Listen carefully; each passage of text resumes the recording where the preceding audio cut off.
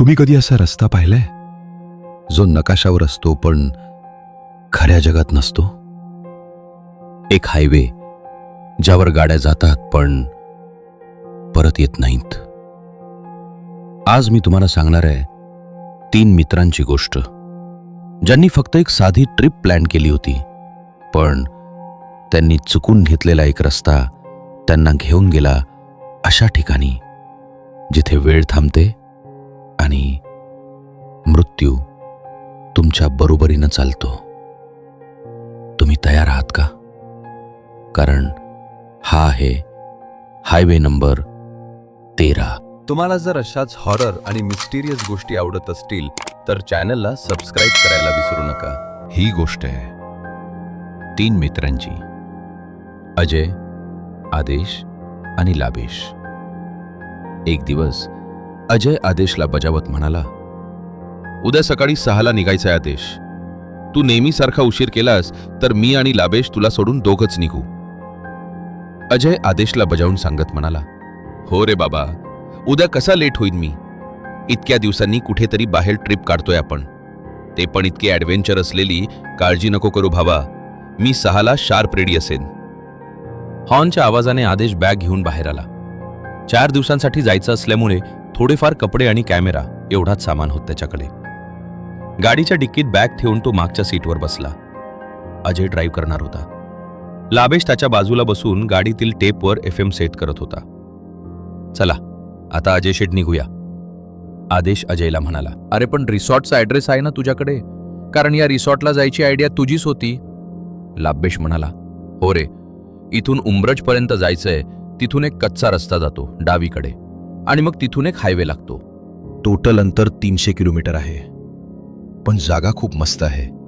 म्हणजे आमच्या ऑफिसचे लोक गेले होते, पण तू बुकिंग केलेस ना? अजयने शंका काढली. अरे तिथं बुकिंग ऑनलाईन होत नाही, तिथे जाऊनच होत. तुम्ही चिंता करू नका, सगळं नीट होईल, आदेश म्हणाला. गाडी स्टार्ट झाली. उंब्रजपर्यंत काही प्रॉब्लेम न येता ते आले. उंब्रज फाट्यावर ते चहासाठी थांबले आणि डावीकडे वळून ते कच्च्या रस्त्याला लागले. रस्ता जंगलातून जाणारा होता, त्यामुळे खूप खराब होता. अधूनमधून एखादी दुचाकी, बैलगाडी पास व्हायची. आजूबाजूला गर्द झाडी होती, त्यामुळे मानवी वस्तीचा लवलेशही नव्हता. वेगवेगळ्या पक्ष्यांचे आवाज येत होते. आता दुपारचे 11:30 झाले होते. पहिला अर्धा तास त्या रस्त्याविषयी कोणीच तक्रार केली नाही, पण जवळजवळ 7 ते 8 किलोमीटर अंतर त्या रस्त्यावर प्रवास केल्यानंतर आता अजय आणि लाबेश दोघांच्याही चेहऱ्यावर वैताग स्पष्ट दिसू लागला. आणि याला कारण होत आदेशचा निष्काळजी स्वभाव. त्याच हे नेहमीच होत. कधी कोणते प्लॅनिंग नाही, नीट माहिती करून घ्यायची नाही, फक्त याच त्याच ऐकून पाऊल टाकायचं. आदेश, जवळपास 1 तास होत आलाय, कुठे तुझा तो हायवे? लाबेश वैतागून म्हणाला. अरे येईल, थांब जरा, मी पण पहिल्यांदाच येतोय. आदेश बाजू सांभाळत म्हणाला. अरे पण कधी? अजय जरा रागावतच म्हणाला. आणि तेवढ्यात अजयनं कचकन ब्रेक मारला. पुढे 3 रस्ते दिसत होते. एक कच्चा रस्ता, डावीकडे आणखीन एक कच्चा रस्ता आणि उजवीकडे एक सपाट डांबरी रस्ता. बोल आदेश, कुठं घेऊ? सरळ, लेफ्ट की राईट? अजय म्हणाला. सरळचा रस्ता आणि डावीकडचा रस्ता मला नाही वाटत की बरोबर रस्ते आहेत. राईट सिडीचा रस्ता चांगला वागतोय. हायवे त्याच बाजूला असेल, लाबेश म्हणाला आणि त्याला आदेशनं मान हलवून होकार दिला. लाबेश, घे तू चालव थोडा वेळ. लाबेशला चावी अजय म्हणाला आणि दोघांनी सीट एक्सचेंज केली. लाबेशनं गाडी उजव्या रस्त्यावर घातली आणि त्यांचा प्रवास सुरू झाला. तो रस्ता फार सुंदर होता. दोन्हीकडे गर्द झाडी, छोटासा रस्ता, वाहनांची आवक तर नव्हतीच. झाडी इतकी गर्द होती की सूर्यप्रकाश पण रस्त्यावर पडत नव्हता. जवळपास 1 तास होऊन गेला. रस्ता शांत असल्यामुळे अजयला झोप लागली. आदेश हेडफोन लावून गाणी ऐकत मागील सीटवर बसलेला. लाबेश गाडी चालवत होता. त्यानं FM सेट करून रेडिओ लावायचा प्रयत्न केला, पण कुठलं स्टेशन लागल नाही. शेवटी मग त्यानं मोबाईल चेक केला तर कुठल्याच सिमला नेटवर्क नव्हतं. तो तसाच गाडी पळू लागला. अजयला आता जाग आली होती. काय रे, कुठे पोचलोय? मिळाला का हायवे? नाही अजून, पण बहुतेक जवळच असावा, लाबेश म्हणाला. आणि काही क्षणात पुढे एक वाकडं वळण आलं. जसं त्यांनी ते वळण क्रॉस केलं, त्यांना समोर एक 4 पदरी हायवे दिसला. मोठा असा डांबरी रस्ता, मध्ये दुभाजक आणि दोन्ही बाजूला मोकळी जमीन, ओसाड जमीन. एकही झाड लांब लांबपर्यंत दिसत नव्हतं. हायवे सुरू होताना एक मोठी कमान होती. तिथे हायवे नंबर 13 आस मोठ्या अक्षरांत लिहिलं होतं आणि खाली एक वाक्य, welcome, have a safe journey. एक गोष्ट मात्र अजयला खटकली. ती म्हणजे आत्ता या हायवेला लागायच्या आधी सगळीकडे सूर्यप्रकाश होता आणि अचानक ते वळण क्रॉस केल्यावर वातावरण एकदम बदललं. काळे ढग दाटलेले, संपूर्ण हायवे ओला होता. जणू काही आत्ताच पाऊस पडून गेलाय. नोव्हेंबर महिन्यात पाऊस, पण ठीक आहे, हायवे तर सापडला. आदेश बोलला, चल जाऊ दे, पाऊस तर पाऊस. असं म्हणत लबेशने गाडी त्या हायवेला घातली. पूर्ण मोकळा रस्ता, लांब लांबपर्यंत एकही गाडी दिसत नव्हती, एकही माणूस दिसत नव्हता. गाडीचा स्पीड आता 120 किलोमीटर प्रति तास इतका होता. लबेशचं लक्ष त्याच्या बाजूच्या आरशात गेलं.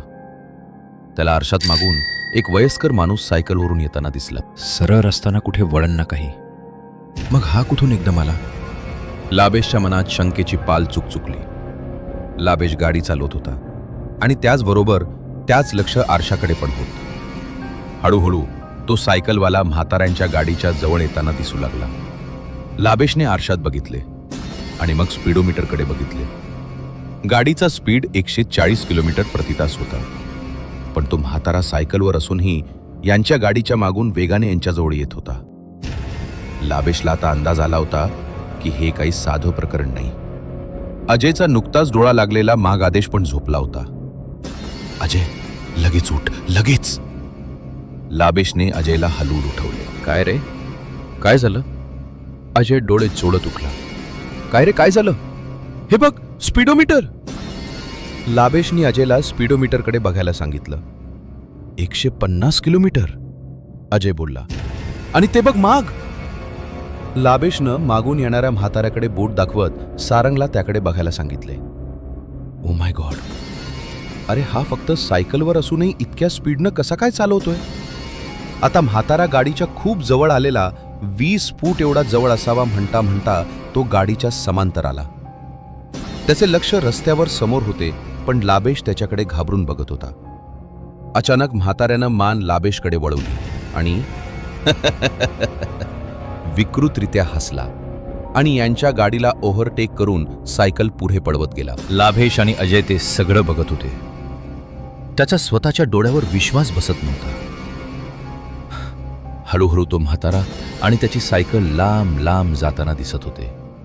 पुढे लाबेशला या हायवेचे पहिले वळण दिसले.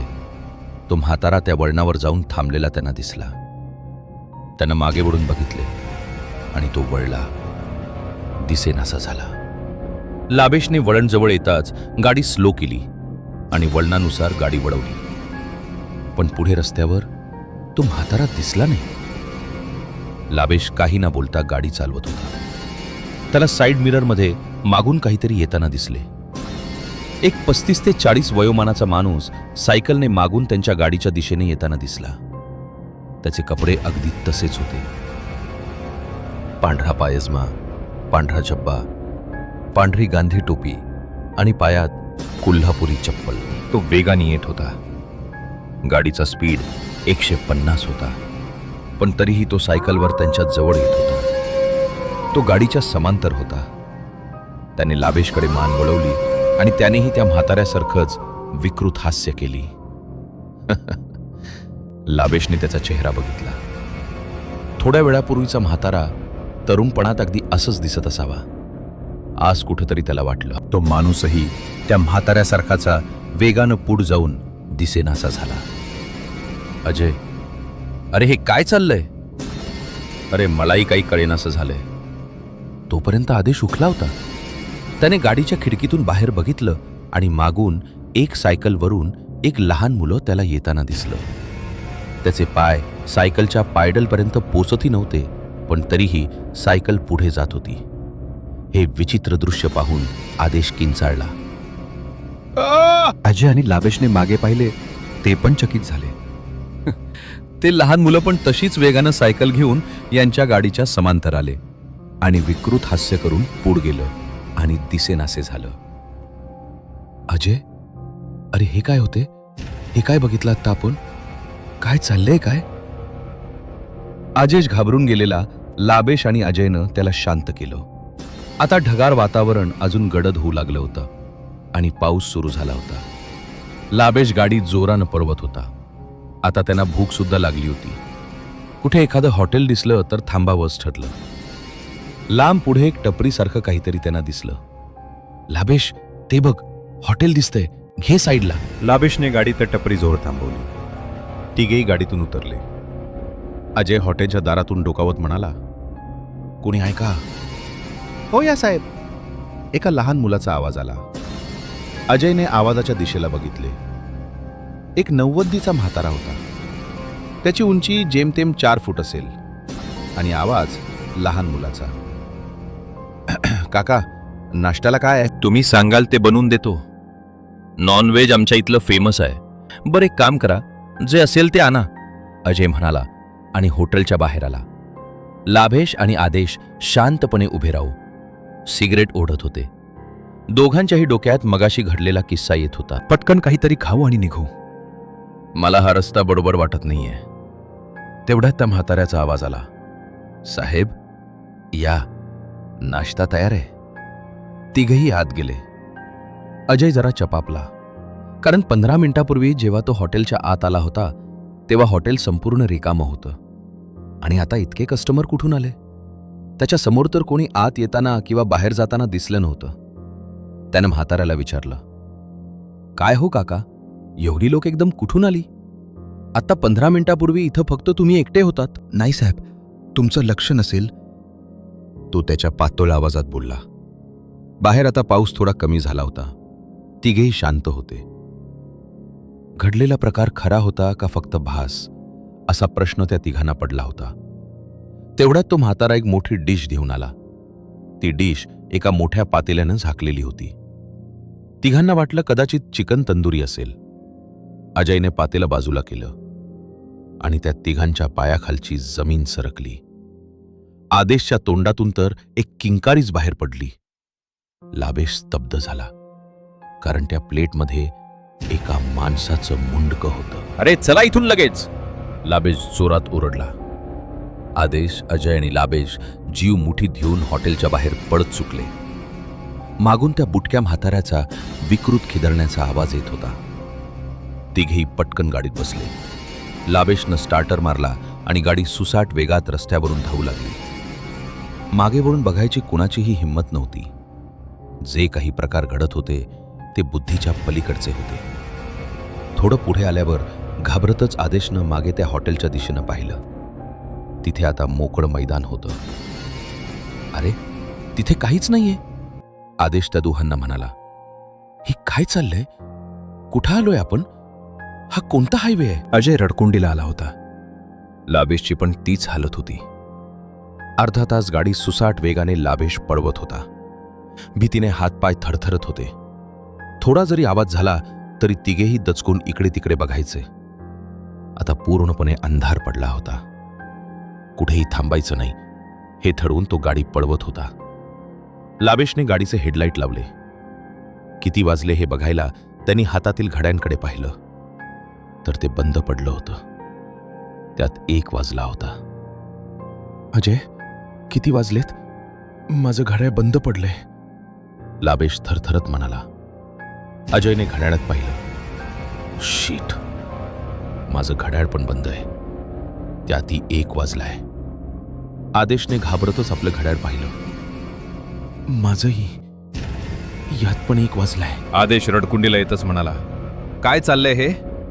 देवा, वाचव यातून. अजय देवाचा धावा करू लागला.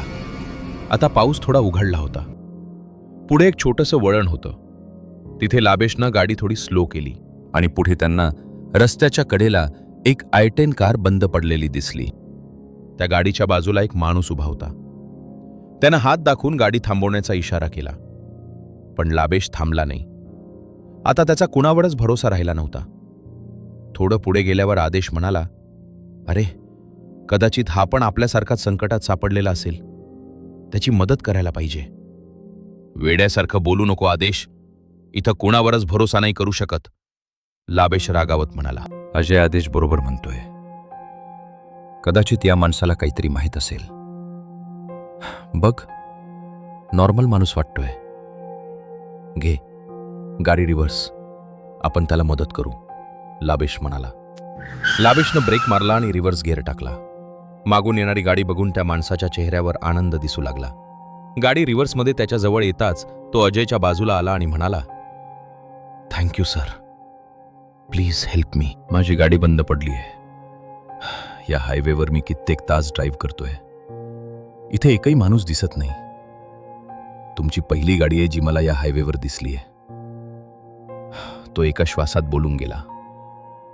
लाभेशला गाड्यांबद्दल खूप नॉलेज होतं. तो म्हणाला, थांबा, मी बघतो. तुम्ही बॉनेट उघडा, मी आलोच. लाभेश गाडीतून उतरू लागला. उतरताना त्यानं अजयला हळूच सांगितलं, तू ड्रायव्हरच्या सीटवर ये आणि गाडी बंद करू नकोस. आदेश, चल माझ्यासोबत, तो पुढे म्हणाला. आदेश आणि लाभेश त्या आयटेनच्या जवळ आले. तो माणूस आत ड्रायव्हर सीटवर बसला होता. लाभेशनं बॉनेट उघडलं आणि आदेश मोबाईलची टॉर्च लावून इंजिनवर प्रकाश टाकू लागला. पण गाडीतला फॉल्ट लाभेशला सापडत नव्हता. साहेब, जरा स्क्रू ड्रायव्हर असेल का? लाभेशनं त्या माणसाला विचारलं. हो, डिक्कीत आहे, त्यानं उत्तर दिलं. जा रे, घेऊन ये, लाभेशने आदेशला सांगितलं. आदेश गाडीच्या डिक्कीपाशी गेला. त्याने डिक्की उघडली, स्क्रू ड्रायव्हर काढला आणि डिक्की तशीच उघडी ठेवून लाभेशकडे वळला. तेवढ्यात त्याच्या कानावर काही शब्द पडले. प्लीज डिक्की बंद करा ना, थंडी वाजतीये. आदेशनं घाबरत मागे वळून डिक्कीकडे पाहिलं आणि त्याच्या अंगावर काटाच आला. डिक्कीत एक बाई पांढऱ्या साडीत अंग चोरून बसली होती. आदेश तिच्याकडे बघताच ती भयंकर दात काढून असं करत हसू लागली. आदेशचे हातपाय गार पडले. त्याच्या तोंडातून एक किंकाळी बाहेर पडली. लाभेश सगळं समजून गेला. तो पळत आदेशकडे आला, त्याचा हात घट्ट पकडला आणि दोघेही पळत आपल्या गाडीकडे आले. तर मित्रांनो, पुढे काय होईल? लाभेश, आदेश आणि अजय या हायवेवरून सुखरूप बाहेर पडतील का? हे जाणून घेण्यासाठी पुढील भाग नक्की पहा. तोपर्यंत चॅनलला सबस्क्राईब करा. धन्यवाद.